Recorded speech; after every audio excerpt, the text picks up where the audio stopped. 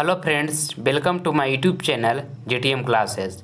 दोस्तों, आज के इस वीडियो में हम क्लास 10th के लिए साइंस का मॉडल पेपर लेकर आए हैं, जो आपकी फाइनल बोर्ड परीक्षा 2022 के लिए दोस्तों काफ़ी महत्वपूर्ण है। ठीक है, इस वीडियो के माध्यम से आपको हम 30 ऑब्जेक्टिव क्वेश्चन डिस्कस करेंगे। ठीक है, और ये 30 ऑब्जेक्टिव प्रश्न में दोस्तों बहुत सा प्रश्न जो होगा आपके फाइनल बोर्ड परीक्षा 2022 में पेपर होगा ना, उसमें हूबहू जाकर छपेगा दोस्तों। ये मेरा 100% गारंटी है। ठीक है, इसलिए इस वीडियो को आप कंप्लीट देखें, एक भी प्रश्न को आप स्किप न करें दोस्तों। ये वीडियो काफ़ी महत्वपूर्ण है आपके फाइनल बोर्ड परीक्षा 2022 के लिए। ठीक है, तो आइए हम बिना टाइम वेस्ट किए हुए इस मॉडल पेपर को हम जल्दी से स्टार्ट कर देते हैं। देखिए पहला प्रश्न, विद्युत चुंबकीय प्रेरण की खोज किसने की थी? ऑप्शन ए में लिखा हुआ मैक्सवेल ने, बी में लिखा हुआ फ्राडे ने, सी में लिखा हुआ एम्पियर ने और डी में लिखा हुआ है फ्लेमिंग ने। तो दोस्तों ये प्रश्न में आपको बताना है कि विद्युत चुंबकीय प्रेरण की खोज किसने की थी? तो फ्राडे ने की थी। ठीक है, ऑप्शन नंबर यहाँ पे जो बी होगा आपका बिल्कुल राइट आंसर हो जाएगा। आपको इसको याद रखना है। ठीक है, आइए अगला प्रश्न हम देख लेते हैं। दूसरा नंबर, निम्नलिखित में कौन उभयलिंगी है? पहले ये समझिए कि उभयलिंगी जंतु हम किसे कहते हैं, तो जिसमें मेल और फीमेल दोनों का गुण पाया जाता है उससे हम उभयलिंगी जंतु कहते हैं। ठीक है, देखिए ऑप्शन ए में लिखा है केचुआ, बी में लिखा मेढक और सी में लिखा मछली और डी में लिखा कछुआ। तो दोस्तों ये प्रश्न में आपको बताना है कि निम्नलिखित में कौन उभयलिंगी जंतु है, यानी कि उभयलिंगी है। तो क्या बताया आपको, जिसमें मेल और फीमेल दोनों का गुण पाया जाता है उससे हम उभयलिंगी जंतु कहते हैं। ठीक है, तो केचुआ में मेल और फीमेल दोनों का गुण पाया जाता है, इसलिए केचुआ जो हमारा होगा उभयलिंगी जंतु होगा, यानी कि ऑप्शन नंबर ए जो होगा हमारा बिल्कुल यहाँ पे राइट आंसर हो जाएगा। ठीक है, आइए अगला प्रश्न हम देख लेते हैं। तीसरा नंबर, विटामिन बी के कारण कौन सा रोग होता है? ऑप्शन ए में लिखा है एड्स, बी में लिखा है बेरी, सी में लिखा है घेंघा और डी में लिखा है मधुमेह। काफ़ी महत्वपूर्ण प्रश्न है दोस्तों आपके फाइनल बोर्ड परीक्षा 2022 के लिए। आपको बताना है कि जिस इंसान को मतलब विटामिन बी का कमी होगा दोस्तों, उसके कौन सा रोग होगा उसको। तो विटामिन बी के जिस इंसान को कमी होगा ना, उसको बेरी रोग होगा। ठीक है, ऑप्शन नंबर यहाँ पे जो बी होगा हमारा बिल्कुल राइट आंसर हो जाएगा। ठीक है, देखिए आयोडीन की कमी से घेंघा रोग होता है, ये आपको साथ में याद रखना है।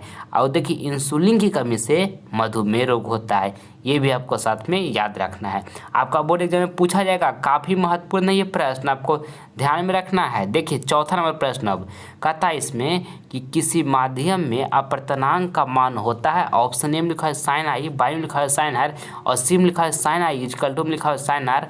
और देखिए सी में लिखा हुआ है साइन आई, इंटू में लिखा है साइन आर और डी में लिखा है सभी उत्तर सही हैं। तो आपको बताना है दोस्तों कि किसी माध्यम में अपर्तनांक का मान होता है, तो साइन आई बाई में साइन आर होता है। ठीक है, ऑप्शन नंबर दोस्तों यहाँ पे ए जो होगा हमारा बिल्कुल सही आंसर हो जाएगा। ठीक है, आइए अगला प्रश्न हम देख लेते हैं। पांचवा नंबर, भोजन का पचना किस प्रकार की अभिक्रिया है? ऑप्शन ए में लिखा है अपचयन, बी में लिखा है उपचयन, सी में लिखा है संयोजन और डी में लिखा है विस्थापन। तो आपको बताना है दोस्तों ये 5 नंबर प्रश्न में कि भोजन का पचना किस प्रकार की अभिक्रिया है, तो उपचयन है। आपको इसको याद रखना है। ऑप्शन नंबर बी जो होगा आपका बिल्कुल सही आंसर हो जाएगा। ठीक है, आइए नेक्स्ट प्रश्न हम देख लेते हैं।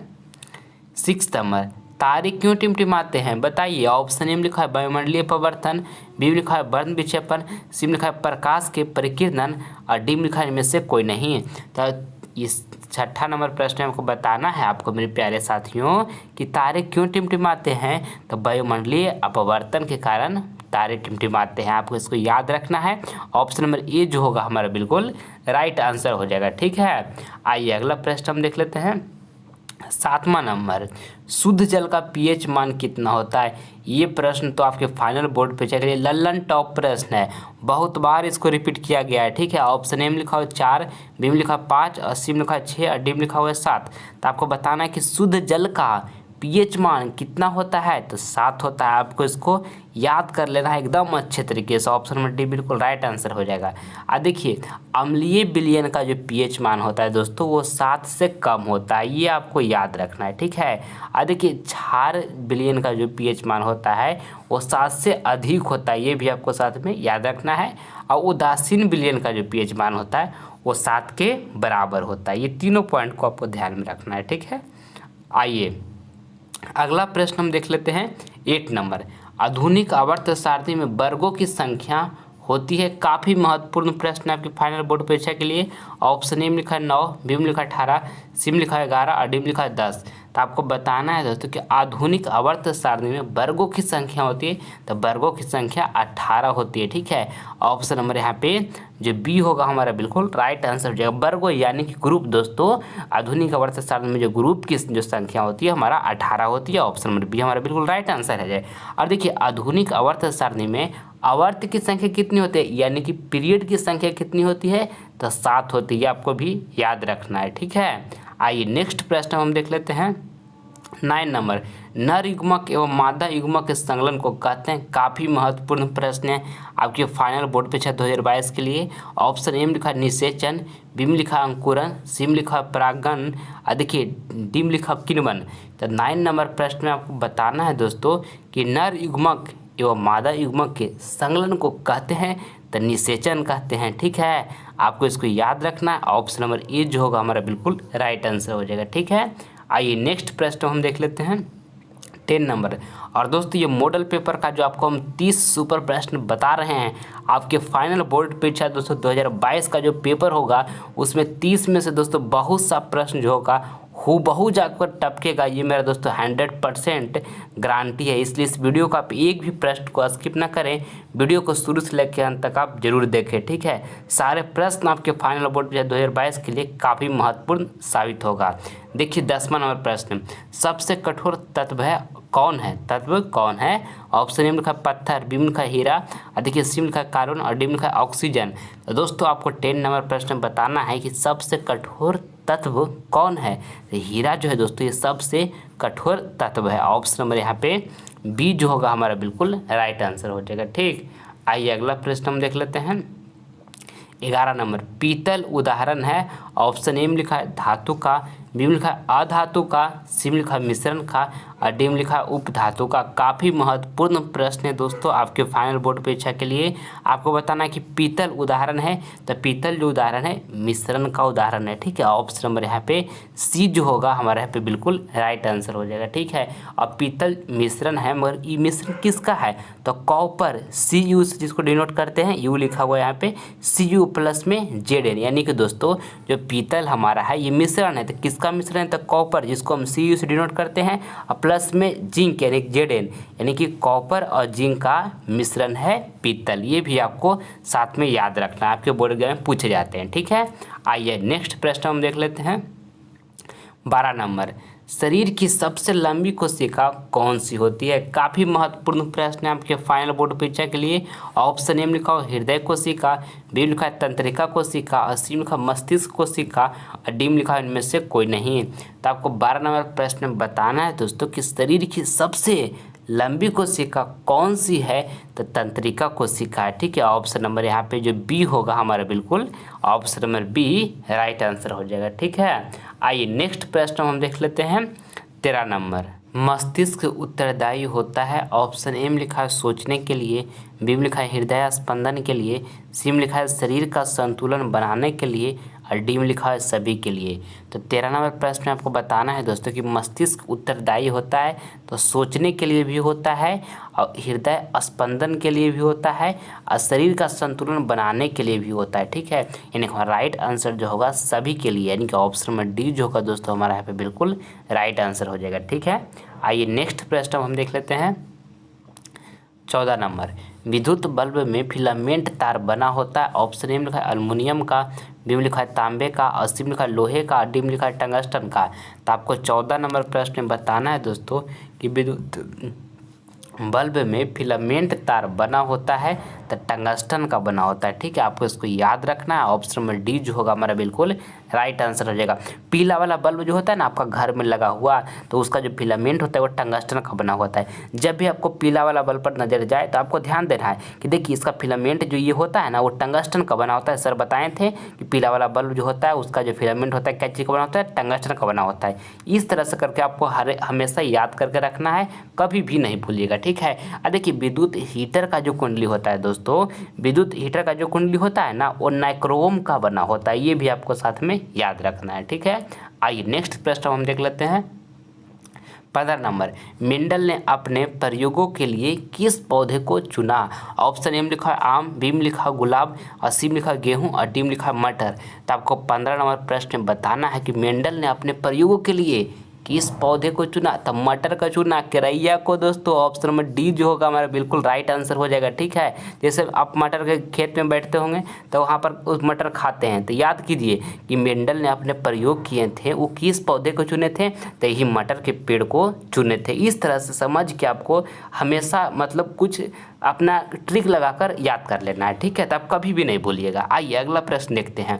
16 नंबर, सभी जीव जंतुओं के लिए ऊर्जा का अंतिम स्रोत है। ऑप्शन ए में लिखा है ग्रह, बी में लिखा है चंद्रमा, सी में लिखा है सूर्य, और डी में लिखा है कोयला। तो आपको 16 नंबर प्रश्न में बताना है दोस्तों कि सभी जीव जंतुओं के लिए ऊर्जा का अंतिम स्रोत है, तो अंतिम स्रोत जो है सूर्य है। ठीक है, ऑप्शन नंबर यहाँ पे जो सी ऑप्शन होगा हमारा बिल्कुल राइट आंसर हो जाएगा। ठीक है, आइए अगला प्रश्न हम देख लेते हैं। 17 नंबर, रक्त का थक्का किस अवयव के द्वारा बनता है? ऑप्शन ए में लिखा है हेमोग्लोबिन, बी में लिखा है प्लेटलेट, सी में लिखा है प्लाज्मा, और डी में लिखा है लसिका। तो आपको 17 नंबर प्रश्न में बताना है दोस्तों कि रक्त का थक्का किस अवयव के द्वारा बनता है? तो प्लेटलेट्स के द्वारा बनता है। ठीक है, ऑप्शन नंबर यहाँ पे बी जो होगा हमारा बिल्कुल राइट आंसर हो जाएगा। ठीक है, अब देखिए जो ब्लड होता है वो लाल किसके कारण दिखाई देता है? तो हेमोग्लोबिन के कारण दोस्तों ब्लड जो होता है लाल दिखाई देता है। ये भी आपको साथ में याद रखना है। ठीक है, आइए अगला प्रश्न देखते हैं। 18 नंबर, किसी वस्तु का प्रतिबिंब नेत्र के किस भाग पर बनता है? काफ़ी महत्वपूर्ण प्रश्न है आपके फाइनल बोर्ड परीक्षा के लिए। ऑप्शन ए में लिखा है कॉर्निया, बी में लिखा है दृष्टिपटल, और सी में लिखा है पुतली, और डी में लिखा हुआ है आइरिस।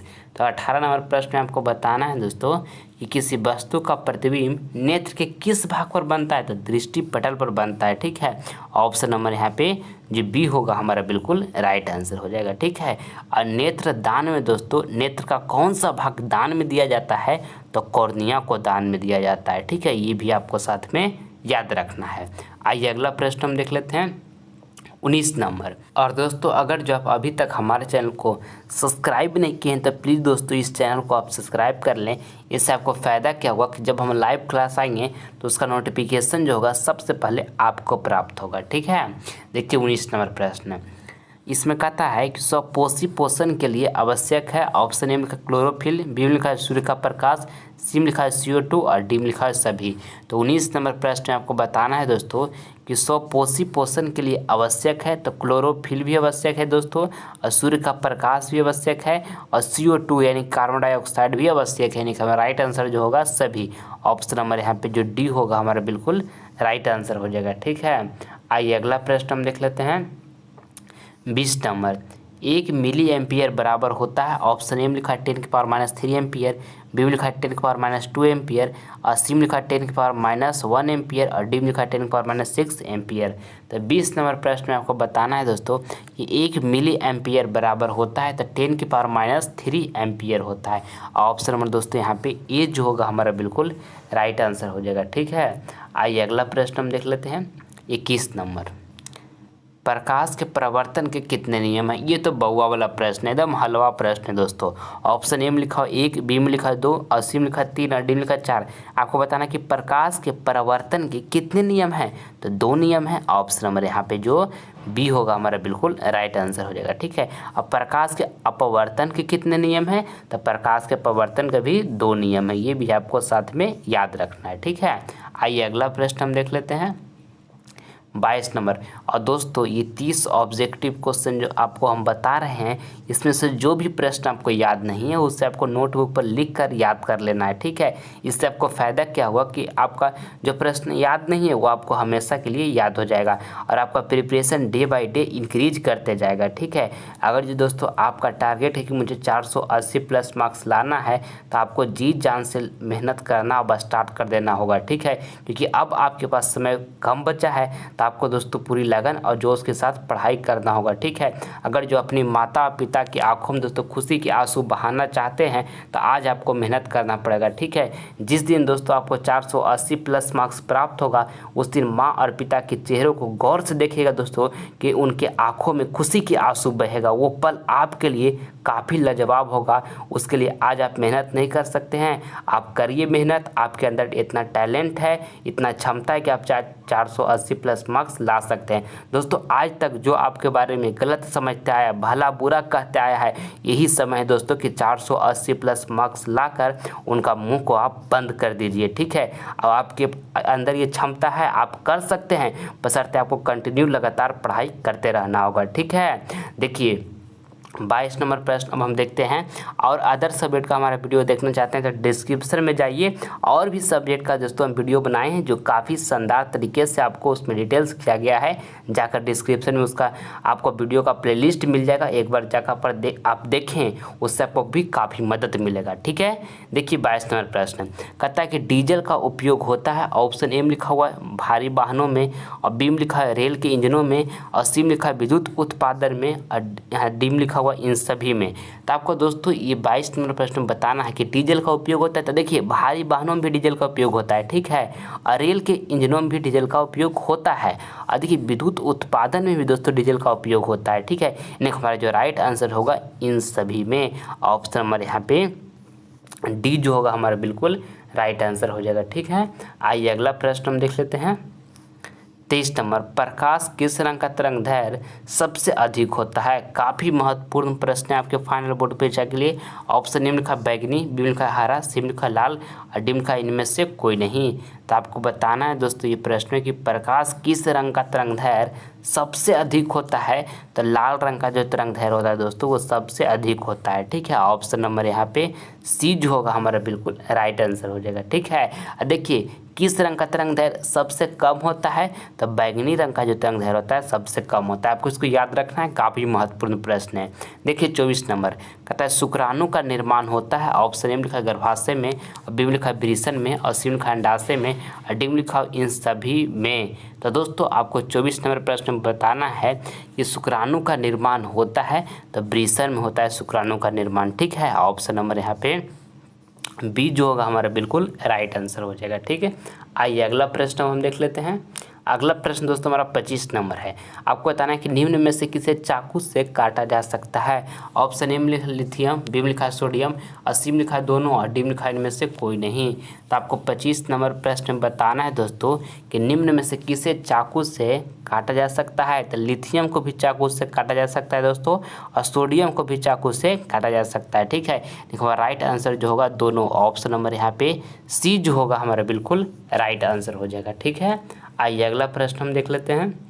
26 नंबर चींटी के डंक में कौन सा अम्ल पाया जाता है? काफ़ी महत्वपूर्ण प्रश्न है दोस्तों आपके फाइनल बोर्ड परीक्षा के लिए। ऑप्शन ए में लिखा है इथेनोइक अम्ल, बी में लिखा है साइट्रिक अम्ल, और सी में लिखा है मिथेनोइक अम्ल, और देखिए डी में लिखा है ऑक्जेलिक अम्ल। और देखिए यहाँ पर आपको बताना ये प्रश्न में दोस्तों कि चींटी के डंक में कौन सा अम्ल पाया जाता है। तो चींटी के डंक में दोस्तों कौन सा अम्ल पाया जाता है? तो मिथेनोइक अम्ल पाया जाता है। ऑप्शन नंबर यहाँ पे सी जो होगा हमारा बिल्कुल राइट आंसर हो जाएगा। आपको इसको याद रखना है, ठीक है। आइए अगला प्रश्न हम देख लेते हैं। अगला प्रश्न हमारा 27 नंबर है। दाढ़ी बनाने में किस प्रकार का दर्पण का प्रयोग किया जाता है? ये भी प्रश्न आपके फाइनल बोर्ड परीक्षा के लिए काफ़ी महत्वपूर्ण है, ठीक है। ऑप्शन ए में लिखा उत्तल दर्पण, बी में लिखा अवतल दर्पण, और सी में लिखा समतल दर्पण, और डी में लिखा है कोई नहीं। तो आपको बताना है दोस्तों कि दाढ़ी बनाने में किस प्रकार का दर्पण प्रयोग किया जाता है। तो अवतल दर्पण प्रयोग किया जाता है, ठीक है। ऑप्शन नंबर यहाँ पे जो बी होगा हमारा बिल्कुल राइट आंसर हो जाएगा, ठीक। और दोस्तों ध्यान में रखना है कि उत्तल दर्पण जो है ये मोटर कार के चालक के सामने जो लगा हुआ रहता है दर्पण दोस्तों, वो कौन सा दर्पण लगा हुआ रहता है? तो उत्तल दर्पण लगा हुआ रहता है। ये आपको ध्यान में रखना है। जब पूछेगा एग्जाम में कि मोटर कार के चालक के सामने कौन सा दर्पण लगा हुआ रहता है, तो उत्तल दर्पण लगा हुआ रहता है, ठीक है। और देखिए डॉक्टर लोग दोस्तों जो रोगियों को गला दांत ये सब का जब इलाज करते हैं तो कौन सा दर्पण का प्रयोग करते हैं? तो अवतल दर्पण का प्रयोग करते हैं। ये भी आपको साथ में ध्यान रखना है, ठीक है। आइए अगला प्रश्न हम देख लेते हैं। 28 नंबर क्लोरोफिल वर्णक का रंग होता है। ऑप्शन ए में लिखा है हरा, बी में लिखा है नीला, सी में लिखा है लाल और डी में लिखा है सफ़ेद। तो आपको दोस्तों ये प्रश्न में बताना कि क्लोरोफिल वर्णक का रंग होता है तो हरा होता है। ऑप्शन नंबर यहाँ पे ए जो होगा हमारा बिल्कुल राइट आंसर हो जाएगा। ठीक, आइए अगला प्रश्न हम देख लेते हैं 29 नंबर। क्षारीय विलयन का पीएच मान होता है। काफ़ी महत्वपूर्ण प्रश्न है आपके फाइनल बोर्ड परीक्षा के लिए। ऑप्शन ए में लिखा है 7 और बी में लिखा है 7 से कम और सी में लिखा है 7 से अधिक और डी में लिखा है इनमें से कोई नहीं। तो आपको बताना है कि क्षारीय विलयन का पीएच मान होता है तो 7 से अधिक होता है क्षारीय विलयन का पीएच मान। ठीक है, ऑप्शन नंबर यहाँ पे सी जो होगा हमारा बिल्कुल राइट आंसर हो जाएगा। और अम्लीय विलयन का जो पीएच मान होता है वो 7 से कम होता है। ठीक है, और उदासीन विलयन का जो पीएच मान होता है वो 7 के बराबर होता है। ये भी आपको ध्यान में रखना है। ठीक है, आइए नेक्स्ट प्रश्न हम देख लेते हैं 30 नंबर। CFC का पूरा नाम क्या है। ऑप्शन ए में लिखा हुआ क्लोरीन कार्बन, बी में लिखा कार्बन क्लोरो फ्लोरो और सी में लिखा क्लोरो फ्लोरो कार्बन और डी में लिखा क्लोरो फ्लोरीन कार्बन। तो आपको दोस्तों ये 30 नंबर प्रश्न बताना है कि CFC का पूरा नाम क्या है। तो क्लोरो फ्लोरो कार्बन है। ठीक है, ऑप्शन नंबर दोस्तों यहाँ पे सी जो होगा हमारा बिल्कुल राइट आंसर हो जाएगा। CFC का पूरा नाम दोस्तों क्लोरो फ्लोरो कार्बन है। अब देखिए CFC गैस जो है दोस्तों कि कहाँ से निकलता है। ये AC हो गया, फ्रिज हो गया, ये सबसे दोस्तों CFC गैस निकलता है और ओजोन परत को जाकर नष्ट करता है। ये भी आपको ध्यान में रखना है। ठीक है, आइए अगला प्रश्न हम देख लेते हैं दोस्तों HW का प्रश्न। ये प्रश्न हम आपको होमवर्क में दे रहे हैं। ठीक है, इसका जवाब जो है आपको कमेंट बॉक्स में देना है, जो ऑप्शन इसमें आपको बिल्कुल सही लगेगा। ठीक है, देखिए बताना है प्रश्न में आपको कि मोटर कार के हेडलाइट में किसका प्रयोग होता है। ऑप्शन ए में लिखा समतल दर्पण, बी में लिखा उत्तल दर्पण और सी में लिखा अवतल दर्पण और डी में लिखा उत्तल लेंस। तो दोस्तों इस ऑप्शन चारों ऑप्शन में से जो ऑप्शन आपको सही लगे उसका जवाब आप हमारे कमेंट बॉक्स में जरूर दीजिएगा। आपका रिप्लाई हम जरूर देंगे। ठीक है, मैं उम्मीद करता हूँ दोस्तों कि वीडियो आपको पसंद आया होगा। तो प्लीज़ आप इस वीडियो को लाइक करें, अपने दोस्तों में शेयर करें और आप हमारे चैनल पर नए हैं तो आप इसे सब्सक्राइब कर लें ताकि आने वाला वीडियो की जो नोटिफिकेशन होगा सबसे पहले आपको प्राप्त होगा। ठीक है, मिलते हैं दोस्तों हम आपसे अगले वीडियो में। तब तक मन लगाकर पढ़ाई करते रहिए और हमेशा ध्यान में रखिए कि माँ और पिता की हमको दोस्तों सपना को पूरा करना है। उसके लिए मुझे आज मेहनत करना है और जी जान लगाकर मेहनत करते रहिए। ठीक है, मिलते हैं आपसे अगले वीडियो में। तब तक के लिए जय हिंद, जय भारत।